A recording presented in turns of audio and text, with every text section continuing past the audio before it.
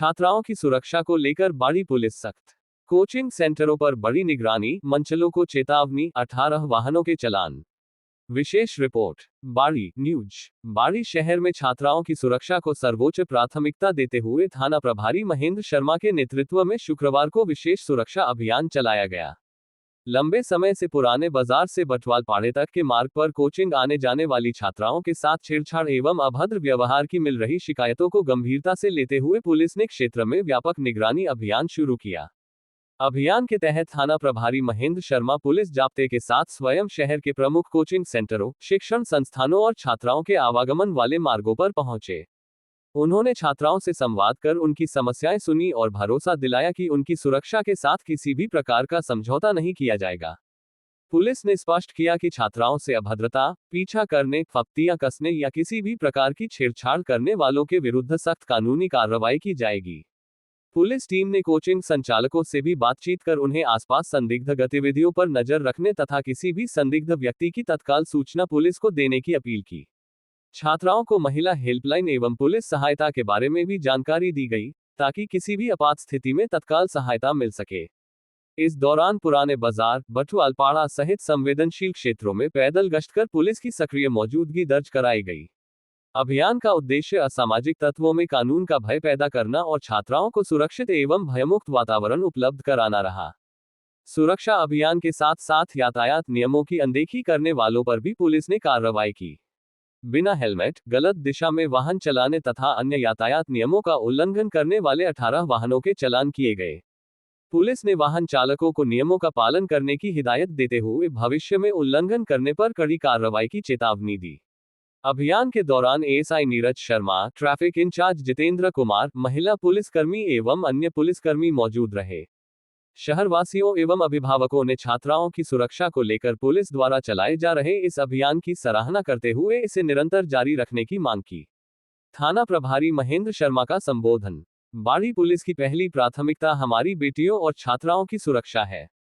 किसी भी छात्रा के साथ छेड़छाड़, अभद्रता या पीछा करने जैसी हरकत किसी भी कीमत पर बर्दाश्त नहीं की जाएगी। ऐसे असामाजिक तत्वों के खिलाफ तत्काल और सख्त कानूनी कार्रवाई की जाएगी। आमजन से भी अपील है कि किसी भी संदिग्ध गतिविधि की तुरंत पुलिस को सूचना दें, ताकि बाड़ी शहर को सुरक्षित और भयमुक्त बनाया जा सके।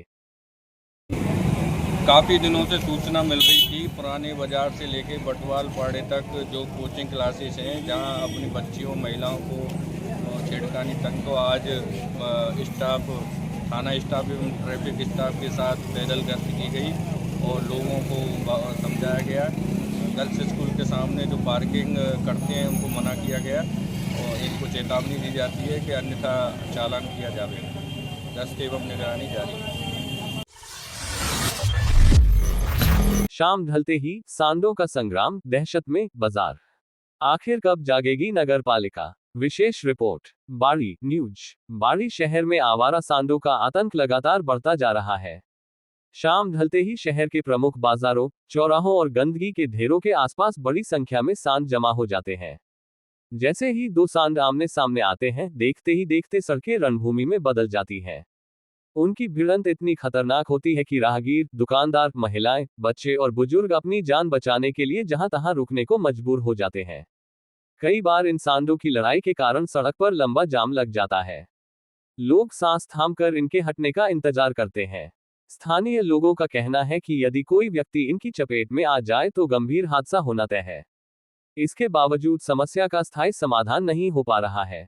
शहरवासियों का आरोप है कि नगर पालिका समय समय पर आवारा पशुओं को पकड़ने के दावे तो करती है और इस पर लाखों रुपए खर्च होने की बात भी सामने आती है, लेकिन कुछ ही दिनों बाद वही सांड फिर सड़कों पर नजर आने लगते हैं। ऐसे में कार्रवाई की प्रभावशीलता पर सवाल उठना स्वाभाविक है। विशेषज्ञों का मानना है कि बाजारों और चौराहों पर फैली गंदगी तथा खुले में फेंका जाने वाला कचरा भी आवारा पशुओं को आकर्षित करता है। जब तक सफाई व्यवस्था में सुधार, कचरा प्रबंधन और आवारा पशुओं के स्थायी पुनर्वास की ठोस व्यवस्था नहीं होगी, तब तक ये समस्या बनी रहेगी। शहरवासियों ने नगर पालिका प्रशासन से मांग की है कि केवल औपचारिक अभियान चलाने के बजाय आवारा सांडों को पकड़कर स्थायी गौशालाओं या सुरक्षित स्थानों पर भेजा जाए तथा नियमित निगरानी की व्यवस्था की जाए, ताकि किसी भी दिन कोई बड़ा हादसा होने से पहले इस गंभीर समस्या का समाधान हो सके। अब देखना ये होगा कि नगरपालिका अधिशासी अधिकारी इस जनहित के मुद्दे पर ठोस और स्थायी कदम उठाते हैं या फिर शहरवासी इसी तरह हर शाम सांडों के आतंक के साए में जीवन जीने को मजबूर रहेंगे। क्या कहते हैं अधिशासी अधिकारी? अधिशासी अधिकारी नगरपालिका बाड़ी दीपक गोयल का कहना है कि वैसे तो हमने पशुओं का पकड़ने का ठेका दिया हुआ है, फिर भी सांडों को पकड़ने के लिए ठेकेदार को पाबंद किया जाएगा।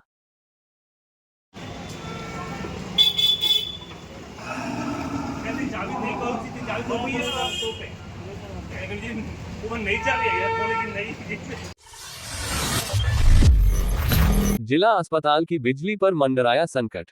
नए 33/11 केवी सब स्टेशन के लिए 2 बीघा जमीन की मांग, ऊर्जा मंत्री से लगाई गुहार। विशेष रिपोर्ट बाड़ी न्यूज। बाड़ी में निर्माणाधीन जिला स्तरीय चिकित्सालय के भविष्य की निर्बाध विद्युत आपूर्ति को लेकर जयपुर विद्युत वितरण निगम लिमिटेड JVVNL ने गंभीर चिंता जताई है। सहायक अभियंता पवस कार्यालय बाड़ी ने राजस्थान सरकार के ऊर्जा मंत्री जवाहर सिंह बेदम को पत्र भेजकर अनाज मंडी क्षेत्र में प्रस्तावित नवीन 33/11 केवी सब स्टेशन के निर्माण के लिए करीब 2 बीघा भूमि का शीघ्र आवंटन कराने का अनुरोध किया है। विभाग ने स्पष्ट किया है कि जिला स्तरीय चिकित्सालय का निर्माण तेजी से चल रहा है और इसके जल्द शुरू होने की संभावना है। अस्पताल में गंभीर मरीजों के उपचार, ICU, operation theatre, oxygen plant और अन्य जीवन रक्षक उपकरणों के निर्बाध संचालन के लिए 24 घंटे सुरक्षित एवं गुणवत्तापूर्ण बिजली आपूर्ति अनिवार्य होगी। दोनों सब स्टेशन पहले से ही है अत्यधिक विद्युत भार। पत्र में बताया गया है कि वर्तमान में बाड़ी शहर की विद्युत आपूर्ति 33/11 केवी महाराजा बाग और गुम्मट सब स्टेशन के माध्यम से की जा रही है। दोनों सब स्टेशन पहले से ही अत्यधिक विद्युत भार ओवरलोड पर संचालित हो रहे हैं। ऐसे में निर्माणाधीन जिला चिकित्सालय का अतिरिक्त लोड वहन करना तकनीकी रूप से संभव नहीं है। JVVNL के अनुसार तकनीकी सीमाओं और मौजूदा ओवरलोडिंग के कारण अस्पताल को किसी अन्य सब स्टेशन से भी बिजली उपलब्ध कराना संभव नहीं है। ऐसी स्थिति में अनाज मंडी बाड़ी में नए 33/11 केवी सब स्टेशन की स्थापना ही एकमात्र व्यवहारिक और स्थायी समाधान है। हालांकि विभाग का कहना है कि सब स्टेशन निर्माण के लिए आवश्यक भूमि उपलब्ध नहीं होने से परियोजना आगे नहीं बढ़ पा रही है। यदि समय रहते भूमि का आवंटन नहीं हुआ तो भविष्य में जिला चिकित्सालय की विद्युत व्यवस्था प्रभावित हो सकती है, जिसका सीधा असर मरीजों के उपचार और जनस्वास्थ्य सेवाओं पर पड़ेगा। 2 बीघा भूमि का शीघ्र आवंटन सुनिश्चित कराया जाए। AEN सहायक अभियंता ने ऊर्जा मंत्री से आग्रह किया है कि इस परियोजना को सामान्य विकास कार्य न मानते हुए जनहित और स्वास्थ्य सेवाओं से जुड़े अत्यंत महत्वपूर्ण एवं आपातकालीन विषय के रूप में प्राथमिकता दी जाए तथा लगभग 2 बीघा भूमि का शीघ्र आवंटन सुनिश्चित कराया जाए। इससे न केवल निर्माणाधीन जिला चिकित्सालय को निर्बाध बिजली मिल सकेगी, बल्कि बाड़ी शहर और आसपास के क्षेत्र में भी भविष्य की बढ़ती विद्युत मांग को पूरा करने में मदद मिलेगी। अब सभी की निगाहें इस बात पर टिकी हैं कि सरकार और प्रशासन इस महत्वपूर्ण मांग पर कितनी तेजी से निर्णय लेते हैं, क्योंकि यह मामला केवल बिजली आपूर्ति का नहीं, बल्कि हजारों लोगों के स्वास्थ्य और जीवन सुरक्षा से सीधे जुड़ा हुआ है। बाड़ी में जो स्थिति है, नया गवर्नमेंट हॉस्पिटल तैयार होने जा रहा है, जिसमें कि विद्युत आपूर्ति के लिए हमारे पास कोई व्यवस्था नहीं है। इस चीज़ के लिए मैं हमारे एससी साहब को, कलेक्टर साहब को भी लिख चुका हूँ और माननीय मैडम साहब मंत्री जी के माध्यम से भी ये बात मैंने उठाई है कि हमें कृषि उपज मंडी में एक GSS बनाने के लिए 1 से 2 बीघा की ज़रूरत है। वो अगर GSS वहाँ बनता है तो बाड़ी की आमजन को प्लस बनने वाले जो न्यू हॉस्पिटल है उसके लिए 24 आवर्स सप्लाई दी जा सकेगी।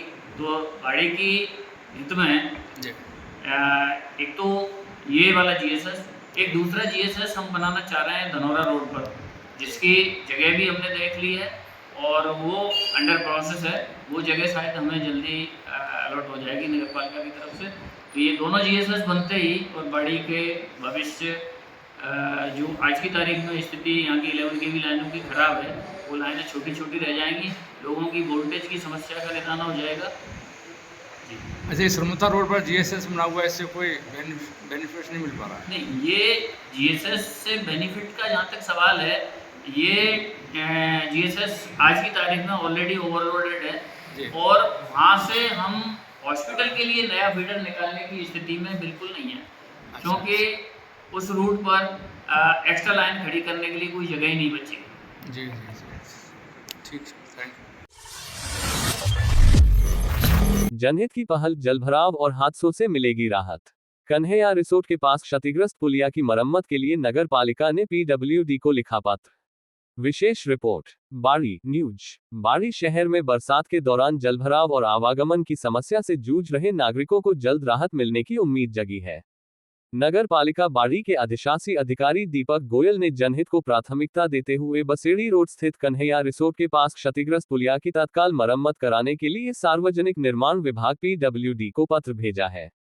नगर पालिका द्वारा भेजे गए पत्र में बताया गया है कि पुलिया क्षतिग्रस्त होने के कारण क्षेत्र की जल निकासी व्यवस्था प्रभावित हो रही है। बारिश के दौरान पानी का उचित निकास नहीं होने से सड़क पर जलभराव की स्थिति बन जाती है, जिससे स्थानीय नागरिकों, वाहन चालकों और राहगीरों को भारी परेशानी का सामना करना पड़ता है। साथ ही क्षतिग्रस्त पुलिया के कारण दुर्घटनाओं की आशंका भी लगातार बनी हुई है। अधिशासी अधिकारी दीपक गोयल ने सार्वजनिक निर्माण विभाग के अधिशासी अभियंता से आग्रह किया है कि जनहित को ध्यान में रखते हुए पुलिया की शीघ्र रिपेयरिंग एवं मरम्मत कराई जाए, ताकि जल निकासी व्यवस्था सुचारू हो सके और लोगों को सुरक्षित एवं सुगम आवागमन की सुविधा मिल सके। क्या कहते हैं अधिशासी अधिकारी नगर पालिका? अधिशासी अधिकारी नगर पालिका दीपक गोयल का कहना है कि बरसात के मौसम में छोटी सी लापरवाही भी बड़े हादसे का कारण बन सकती है। इसलिए समय रहते पुलिया की मरम्मत कराना आवश्यक है, जिससे जलभराव की समस्या समाप्त हो और यातायात सामान्य बना रहे। स्थानीय लोगों ने भी नगर पालिका की इस पहल का स्वागत करते हुए उम्मीद जताई है कि सार्वजनिक निर्माण विभाग जल्द कार्रवाई कर पुलिया की मरम्मत का कार्य शुरू करेगा। इससे न केवल क्षेत्र के निवासियों को राहत मिलेगी, बल्कि बसेड़ी रोड से गुजरने वाले हजारों वाहन चालकों की सुरक्षा भी सुनिश्चित हो सकेगी। नगर पालिका बाड़ी ने स्पष्ट किया है कि शहर के विकास, आधारभूत सुविधाओं के सुदृढ़ीकरण और नागरिकों की सुरक्षा के लिए प्रशासन लगातार सक्रिय है तथा जनहित से जुड़े प्रत्येक मुद्दे पर त्वरित कार्रवाई की जा रही है।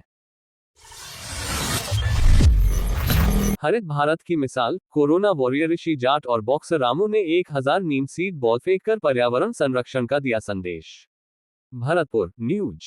हरित प्रदूषण मुक्त भारत के संकल्प को साकार करने के उद्देश्य से कोरोना वॉरियर ऋषि जाट और बॉक्सर रामू ने शुक्रवार को एक अनूठा पर्यावरण संरक्षण अभियान चलाया।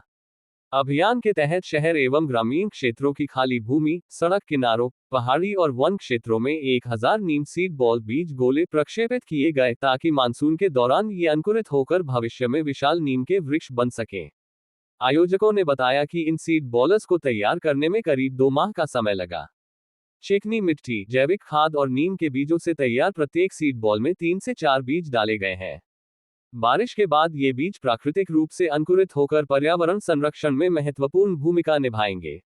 उन्होंने बताया कि नीम का पेड़ न केवल वायु को शुद्ध करता है, बल्कि औषधीय गुणों से भरपूर होने के साथ पर्यावरण संतुलन बनाए रखने में भी बेहद उपयोगी है। इस अभियान में डोनेश राणा, विवेक कृष्णा राणा, डोली और यशी ने भी सक्रिय भागीदारी निभाई। सभी ने मिलकर विभिन्न स्थानों पर सीड बॉल फेंककर अधिक से अधिक हरियाली बढ़ाने का संदेश दिया। कोरोना वॉरियर ऋषि जाट और बॉक्सर रामू ने आमजन, विशेषकर युवाओं से अपील की कि वे भी अपने आसपास सीड बॉल तैयार कर खाली और बंजर स्थानों पर डालें। उनका कहना था कि यदि प्रत्येक नागरिक पर्यावरण संरक्षण की दिशा में छोटा सा योगदान दे, तो आने वाली पीढ़ियों को स्वच्छ, हरित और प्रदूषण मुक्त वातावरण उपलब्ध कराया जा सकता है। यह अभियान प्रकृति संरक्षण के साथ साथ जनभागीदारी से हरित भारत बनाने की दिशा में एक प्रेरणादायक पहल माना जा रहा है।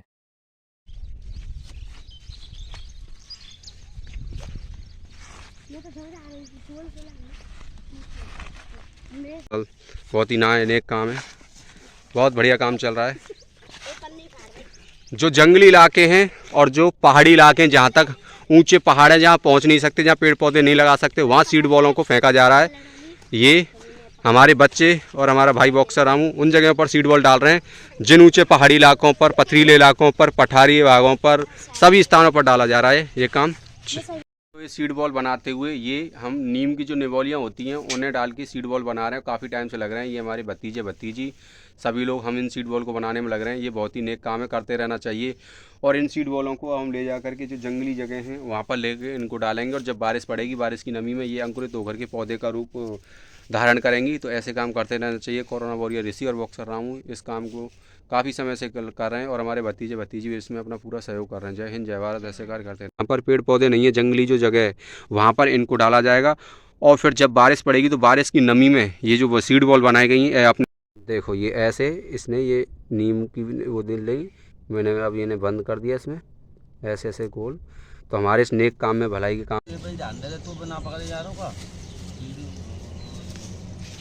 ये हैं दोस्तों सीड बॉल।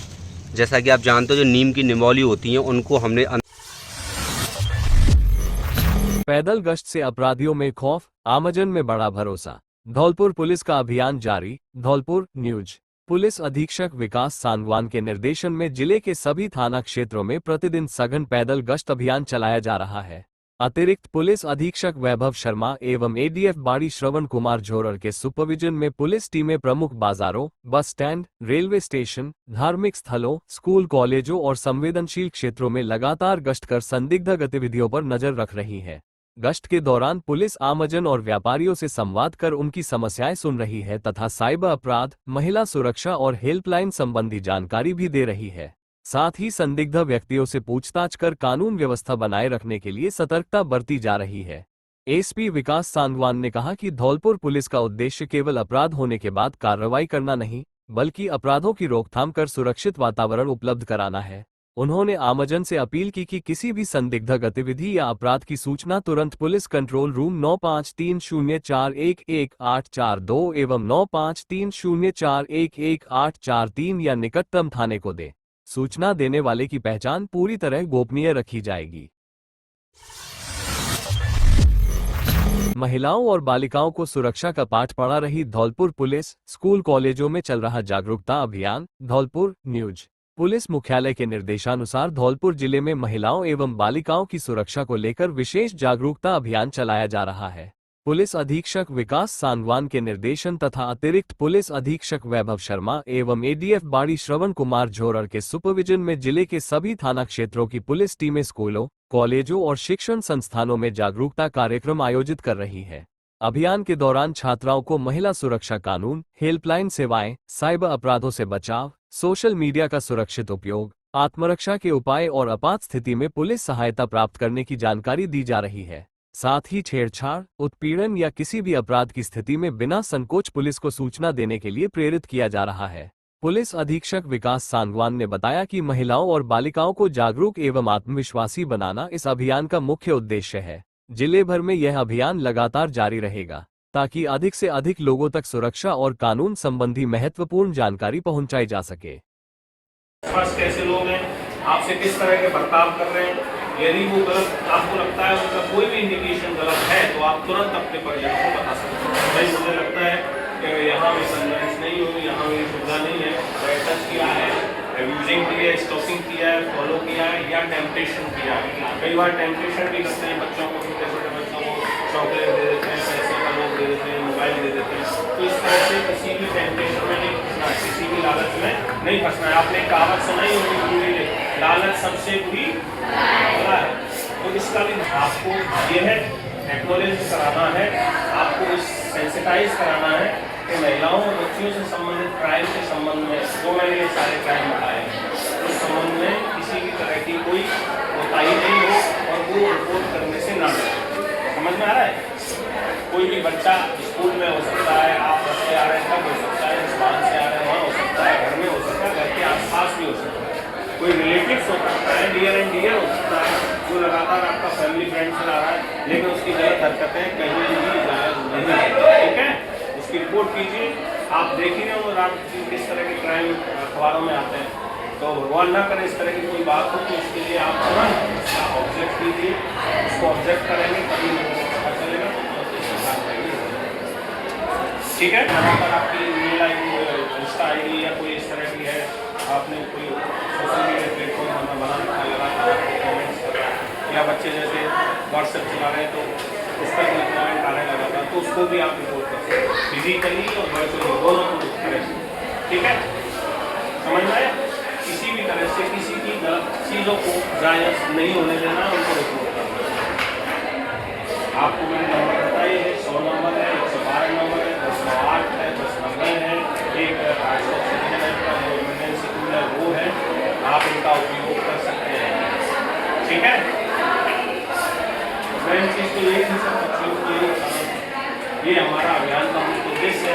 जैसे गुरुजियों ने आपको बताया होगा गुड टच बैड टच, यदि बैड टच की कोई इस तरह की घटना हो रही है तो आपको सहन नहीं करना है।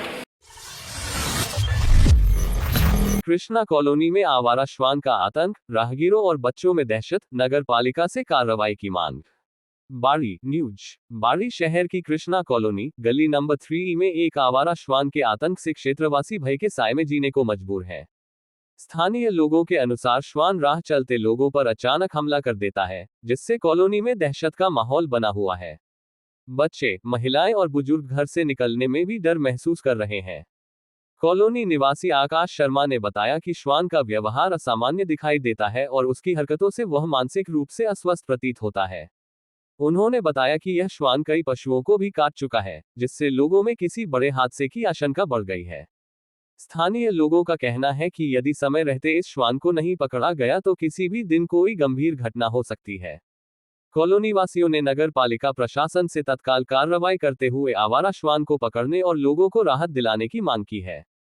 क्षेत्रवासियों का कहना है कि बरसात के मौसम में आवारा पशुओं और श्वानों की बढ़ती संख्या जनसुरक्षा के लिए चुनौती बन रही है। उन्होंने प्रशासन से अपील की है कि शिकायत को गंभीरता से लेते हुए शीघ्र कार्रवाई की जाए, ताकि किसी भी प्रकार की जनहानि से बचा जा सके। मैं आकाश शर्मा, निवासी कृष्णा कॉलोनी रेलवे स्टेशन के पीछे अपनी कॉलोनी में मैंने आए दिन देखते जा रहा हूँ। 4-5 दिन से एक आवारा कुत्ता आया हुआ है, जो कॉलोनी के कई बुजुर्गों को, बच्चों को, स्कूल जाते समय बच्चों को परेशान करता है, काट लेता है। बाकी 1-2 बकरियां, आवारा घूमने वाली गाय, सांड, बाकी घरों में बंधी हुई भैंसें, इनको सभी को काट रहा है। मेरा बाड़ी नगर पालिका से निवेदन है कि जल्दी से जल्दी किसी रेस्क्यू टीम को भेजें और यहाँ पे आके इस आवारा कुत्ते को पकड़वाने की मदद करें। धन्यवाद। बाड़ी नगर पालिका की विकास को रफ्तार 47.42 लाख रुपये के 6 विकास कार्यों की निविदाएं जारी। बाड़ी न्यूज। बाड़ी नगर पालिका ने शहर में आधारभूत सुविधाओं को मजबूत करने की दिशा में एक और महत्वपूर्ण कदम उठाते हुए करीब 47,42,000 रुपये की लागत से विभिन्न विकास कार्यों के लिए निविदाएं जारी की हैं। इन कार्यों में इंटरलॉकिंग खरंजा निर्माण, डंपिंग यार्ड पर आवश्यक निर्माण एवं मरम्मत कार्य शामिल हैं, जिससे कई वार्डों के नागरिकों को सीधा लाभ मिलेगा। नगर पालिका द्वारा जारी निविदाओं के अनुसार वार्ड नंबर 6 में केदार जगालपुर वाले के घर से विपिन विरामपुरिया के घर तक 11.57 लाख रुपए की लागत से इंटरलॉकिंग निर्माण कराया जाएगा। इसी प्रकार वार्ड नंबर -5 में शौकत के घर से इशाक के घर तक तथा सपना किन्नर के मकान से होते हुए सुनील गुर्जर के मकान तक 8.14 लाख रुपए की लागत से इंटरलॉकिंग खरंजा निर्माण होगा। वार्ड नंबर -1 में राधाकिशन कुशवाहा के घर से छोटू कुशवाहा के मकान तक 4.07 लाख रुपए की लागत से इंटरलॉकिंग खरंजा निर्माण कराया जाएगा। वहीं आदमपुर डंपिंग यार्ड पर 4.96 लाख रुपए की लागत से कमरा निर्माण, बाउंड्री की मरम्मत, गेट निर्माण तथा सबमर्सिबल लगाने का कार्य भी प्रस्तावित है। इसी प्रकार वार्ड नंबर -36 में रामवीर कुशवाहा, मुरारी कुशवाहा, अर्जुन कुशवाहा, रमेश कुशवाहा, नवल कुशवाहा एवं ब्रजेश कुशवाहा के मकानों तक पहुंच मार्ग पर 5.27 लाख रुपए की लागत से इंटरलॉकिंग खरंजा बनाया जाएगा। इसके अलावा वार्ड नंबर -35 में सियाराम के घर से अमर सिंह कुशवाहा, कमल सिंह अजीज के मकान तथा सियाराम के प्लॉट से रामदास कुशवाहा के मकान तक 13.41 लाख रुपए की लागत से इंटरलॉकिंग खरंजा निर्माण कार्य कराया जाएगा। नगर पालिका द्वारा जारी इन निविदाओं से शहर के विभिन्न वार्डों में सड़क एवं आधारभूत सुविधाओं का विस्तार होगा। स्थानीय लोगों का मानना है कि कार्य समयबद्ध और गुणवत्तापूर्ण ढंग से पूरे होने पर आवागमन सुगम होगा तथा लंबे समय से चली आ रही सड़क संबंधी समस्याओं से राहत मिलेगी। सावन शिव भक्ति, प्रकृति और आस्था का पावन महीना। विनोद चतुर्वेदी, भरतपुर न्यूज। हिंदू धर्म में श्रावण सावन मास को भगवान शिव की आराधना का सबसे पवित्र और महत्वपूर्ण महीना माना जाता है। भरतपुर शहर के धर्म प्रेमी एवं समाजसेवी विनोद कुमार चतुर्वेदी ने बताया कि सावन का महीना केवल धार्मिक आस्था का ही नहीं, बल्कि प्रकृति, संस्कृति और लोक परंपराओं का भी प्रतीक है। इस दौरान शिव मंदिरों में श्रद्धालुओं की भारी भीड़ उमड़ती है और भगवान शिव का जलाभिषेक, रुद्राभिषेक तथा विशेष पूजा अर्चना की जाती है। सावन के प्रत्येक सोमवार का है विशेष महत्व। उन्होंने बताया कि सावन के प्रत्येक सोमवार का विशेष महत्व है। धार्मिक मान्यता के अनुसार इस माह सोमवार का व्रत रखने से अविवाहित महिलाओं को मनचाहा वर प्राप्त होता है, जबकि विवाहित महिलाएं परिवार की सुख समृद्धि और पति की दीर्घायु की कामना करती हैं। इसी माह श्रद्धालु पवित्र नदियों से कांवड़ में जल लाकर शिवलिंग पर अर्पित करते हैं। चतुर्वेदी ने आगे कहा कि सावन में हरियाली तीज, नागपंचमी और रक्षाबंधन जैसे प्रमुख पर्व भी मनाए जाते हैं। हरियाली तीज पर महिलाएं 16 श्रृंगार कर भगवान शिव और माता पार्वती की पूजा करती हैं, झूले झूलती हैं और पारंपरिक गीत गाती हैं। वहीं नाग पंचमी पर नाग देवताओं की पूजा कर परिवार की सुख समृद्धि और रक्षा की कामना की जाती है। रक्षाबंधन भाई बहन के अटूट प्रेम और विश्वास का पर्व है, जो श्रावण पूर्णिमा भाई बहन के अटूट प्रेम और विश्वास का पर्व है, जो श्रावण पूर्णिमा के दिन मनाया जाता है। हलाहल विष को भगवान शिव ने सृष्टि की रक्षा के लिए धारण किया अपने कंठ में। उन्होंने बताया कि पौराणिक मान्यता के अनुसार समुद्र मंथन के दौरान निकले हलाहल विष को भगवान शिव ने सृष्टि की रक्षा के लिए अपने कंठ में धारण किया था। इसी कारण सावन में जलाभिषेक और कांवड़ यात्रा की परंपरा का विशेष महत्व माना जाता है। इस दौरान शिवलिंग पर जल, दूध, बेलपत्र और धतूरा अर्पित करने से भगवान शिव प्रसन्न होते हैं और भक्तों की मनोकामनाएं पूर्ण होने की मान्यता है। विनोद कुमार चतुर्वेदी ने बताया कि सावन का महीना मनुष्य, प्रकृति और ईश्वर के बीच आस्था, समर्पण और आध्यात्मिक जुड़ाव का संदेश देता है। यह माह भक्ति, संयम, पर्यावरण संरक्षण और सामाजिक सद्भाव की भावना को भी मजबूत करता है। राजाखेड़ा थाना परिसर में सीएलजी बैठक में कानून व्यवस्था और सुरक्षा व्यवस्था पर हुई चर्चा। राजाखेड़ा न्यूज। राजाखेड़ा थाना परिसर में शुक्रवार को कम्युनिटी लाइजनिंग ग्रुप सीएलजी की बैठक आयोजित की गई। बैठक में मनिया वृत्ताधिकारी खलील अहमद, धौलपुर वृत्ताधिकारी सुखराम, थानाधिकारी वीर सिंह गुर्जर, एसआई सुरेश चंद सहित पुलिस अधिकारी, पुलिस सखी, युवा सीएलजी सदस्य एवं गणमान्य नागरिक मौजूद रहे। बैठक में क्षेत्र की कानून व्यवस्था, सुरक्षा व्यवस्था और अपराध नियंत्रण को लेकर विस्तृत चर्चा की गई। सीएलजी सदस्यों ने क्षेत्र में बढ़ते नशे, अवैध शराब और सट्टे जैसी गतिविधियों पर प्रभावी कार्रवाई की मांग करते हुए कहा कि इन पर अंकुश लगाना आवश्यक है। साथ ही युवाओं को नशे से दूर रखने के लिए विद्यालयों एवं महाविद्यालयों में समय समय पर जागरूकता अभियान चलाने का सुझाव दिया। सदस्यों ने बालिका विद्यालय एवं राजकीय महाविद्यालय के आसपास नियमित पुलिस गश्त बढ़ाने तथा छात्राओं की सुरक्षा के लिए विशेष निगरानी रखने की मांग भी उठाई। बैठक में पुलिस और आमजन के बीच बेहतर समन्वय बनाए रखने, अपराधों की रोकथाम में जनसहभागिता बढ़ाने तथा क्षेत्र में शांति एवं सौहार्द का वातावरण बनाए रखने पर भी जोर दिया गया। बैठक के अंत में पुलिस अधिकारियों ने सीएलजी सदस्यों के सुझावों पर आवश्यक कार्रवाई का भरोसा दिलाते हुए कहा कि कानून व्यवस्था बनाए रखने और अपराधों पर प्रभावी नियंत्रण के लिए पुलिस पूरी गंभीरता से कार्य कर रही है। इस दौरान ASI Narendra Singh, ASI Rakesh Kumar, head constable Shyam Babu, Vijay Singh, Vinod Kumar, Poonam Sharma, constable Hariom, Kuldeep Singh, Dharmendra Singh सहित थाना स्टाफ, पुलिस सखी एवं सीएलजी सदस्य उपस्थित रहे। चेक अनादरण के मामले की सुनवाई के बाद आरोपी को न्यायालय ने किया दोष मुक्त। बयाना न्यूज। करीब 12 वर्ष पुराने और 9.60 लाख रुपए के चेक अनादरण के एक चर्चित मामले की सुनवाई के पश्चात न्यायालय ने चेक अनादरण के एक चर्चित मामले में आरोपी को दोष मुक्त करार देते हुए बरी किया है। अधिवक्ताओं की माने तो यह मामला अपने आप में अनोखा ही मामला था, जिसे लेकर वकीलों में भी काफी चर्चाएं थी। आरोपी पक्ष के वरिष्ठ अधिवक्ता बयाना निवासी अशोक अग्रवाल एडवोकेट ने बताया कि बयाना निवासी आरोपी रामकुमार के विरुद्ध करौली जिले के मांची गांव निवासी राधे श्याम की ओर से करौली के अतिरिक्त न्यायिक मजिस्ट्रेट की अदालत में 9.60 लाख रुपए के चेक के अनादरण का वाद एनआईए एक्ट के तहत प्रस्तुत कर न्याय की गुहार लगाई थी। मुकदमे की सुनवाई के दौरान पीड़ित पक्ष के राधे श्याम की ओर से न्यायालय में अपने पक्ष में 16 दस्तावेजी साक्ष्य व गवाह आदि प्रस्तुत किए गए थे। वहीं आरोपी पक्ष के अधिवक्ता अशोक अग्रवाल की ओर से भी आरोपी के पक्ष में न्यायालय के समक्ष प्रभावी कानूनी दलीलें प्रस्तुत कर अपने मुवक्किल को दोष मुक्त करने की अपील की थी। न्यायालय की विद्वान मजिस्ट्रेट लक्षिता सूत्रकार ने दोनों पक्षों की गहन सुनवाई के पश्चात कानूनी व तकनीकी खामियों को चलते आरोपी रामकुमार को चेक अनादरण के मामले से दोष मुक्त कर बरी करने के आदेश पारित किए हैं। धौलपुर में 166 ग्राम गांजा के साथ युवक गिरफ्तार। तगावली रोड पर नाकाबंदी के दौरान दबोचा, जांच में जुटी पुलिस। धौलपुर न्यूज। धौलपुर में मादक पदार्थों की तस्करी के खिलाफ चलाए जा रहे अभियान के तहत कोतवाली थाना पुलिस ने एक युवक को 166 ग्राम अवैध गांजा के साथ गिरफ्तार किया है। पुलिस ने आरोपी के खिलाफ एनडीपीएस एक्ट के तहत मामला दर्ज कर जांच शुरू कर दी है। कोतवाली थाना प्रभारी रामकिशन यादव के नेतृत्व में गठित टीम ने तगावली रोड पर नाकाबंदी के दौरान ये कार्रवाई की। नाकाबंदी के दौरान तगावली की ओर से धौलपुर शहर आ रहा एक संदिग्ध युवक पुलिस को देखकर भागने लगा। पुलिस ने पीछा कर उसे पकड़ा और तलाशी में उसके पास से 166 ग्राम अवैध गांजा बरामद किया। गिरफ्तार आरोपी की पहचान सलमान 27 निवासी नौगजा पुराने अस्पताल के पीछे धौलपुर के रूप में हुई है। प्रारंभिक पूछताछ में आरोपी ने बताया कि वह ये गांजा धौलपुर के तलैया क्षेत्र के एक व्यक्ति से लाया था। पुलिस अब मादक पदार्थ की सप्लाई चेन और इसमें शामिल अन्य लोगों की भूमिका की गहनता से जांच कर रही है। सुप्रीम कोर्ट के आदेश के बाद हाईवे पर अतिक्रमण पर सख्ती। 40 से अधिक निर्माण चिन्हित नहीं हटाया तो चलेगा। आरओडब्ल्यू के आदेश से कार्रवाई की प्रतीक्षा किए बिना हटाए स्वयं अवैध निर्माण।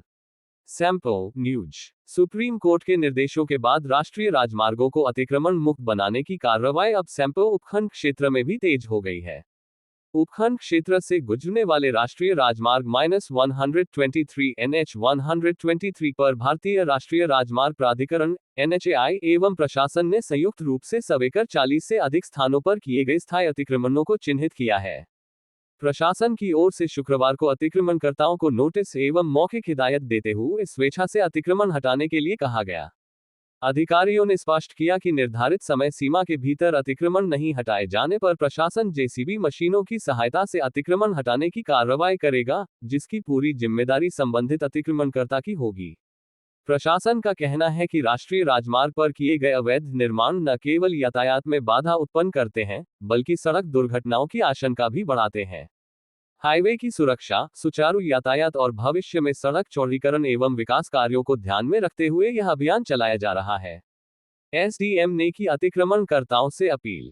सैंपल एसडीएम अनिल गोयल ने अतिक्रमणकर्ताओं से अपील की है कि आरओडब्ल्यू के आदेश हिसाब से वे किसी प्रकार की प्रशासनिक कार्रवाई की प्रतीक्षा किए बिना स्वयं अपने अवैध निर्माण हटा लें। इससे अनावश्यक आर्थिक नुकसान और कानूनी कार्रवाई से बचा जा सकेगा। उन्होंने कहा कि प्रशासन का उद्देश्य किसी को नुकसान पहुंचाना नहीं, बल्कि न्यायालय के आदेशों की पालना सुनिश्चित करते हुए राष्ट्रीय राजमार्ग को अतिक्रमण मुक्त बनाना है। प्रशासन ने आमजन से भी सहयोग की अपील करते हुए कहा है कि सड़क सुरक्षा और जनहित को सर्वोपरि रखते हुए सभी नागरिक नियमों का पालन करें। यदि स्वेच्छा से अतिक्रमण नहीं हटाया गया तो आने वाले दिनों में व्यापक अभियान चलाकर सभी चिन्हित अवैध निर्माणों को हटाया जाएगा। ये कार्रवाई हाईवे पर सुरक्षित, सुगम और बाधा रहित यातायात सुनिश्चित करने की दिशा में महत्वपूर्ण कदम मानी जा रही है। सरमथुरा पुलिस की बड़ी कार्रवाई, 2 अवैध कट्टे, 10 कारतूस और चोरी की 2 बाइक बरामद, शातिर आरोपी गिरफ्तार। सरमथुरा न्यूज। धौलपुर पुलिस के अवैध हथियार एवं अपराधियों के खिलाफ चलाए जा रहे विशेष अभियान के तहत सरमथुरा थाना पुलिस ने बड़ी कार्रवाई करते हुए एक शातिर आरोपी को गिरफ्तार कर एक विधि से संघर्षरत बालक को निरुद्ध किया है। पुलिस ने आरोपियों के कब्जे से 2 अवैध देशी कट्टे, 315 बोर, 10 जिंदा कारतूस, जयपुर से चोरी की गई 2 हीरो स्प्लेंडर मोटरसाइकिल तथा बाइक के लॉक तोड़ने में प्रयुक्त 2 मास्टर चाबियां बरामद की हैं। पुलिस अधीक्षक विकास सांगवान के निर्देशन तथा अतिरिक्त पुलिस अधीक्षक श्रवण कुमार झोरड़, मनोज कुमार शर्मा एवं वृत्ताधिकारी दुलीचंद के सुपरविजन में थानाधिकारी कैलाश चंद के नेतृत्व में पुलिस टीम ने मुखबिर की सूचना पर खरैर नदी के पास नाकाबंदी कर कार्रवाई की। गिरफ्तार आरोपी की पहचान रोहित उर्फ मोनू 24 निवासी नागपुरा, जिला मुरैना, मध्य प्रदेश के रूप में हुई है। थानाधिकारी कैलाश चंद के अनुसार आरोपी के खिलाफ कौलारी, मनिया, मेहंदीपुर बालाजी, शिप्रापत, सांगानेर और मानसरोवर सहित विभिन्न थानों में चोरी, हत्या के प्रयास एवं आर्म्स एक्ट के आधा दर्जन से अधिक मामले दर्ज हैं। पुलिस ने आरोपी के विरुद्ध बीएनएस एवं आर्म्स एक्ट की विभिन्न धाराओं में मामला दर्ज कर पूछताछ शुरू कर दी है। पुलिस को उम्मीद है कि पूछताछ में वाहन चोरी एवं अन्य आपराधिक वारदातों के संबंध में महत्वपूर्ण खुलासे हो सकते हैं।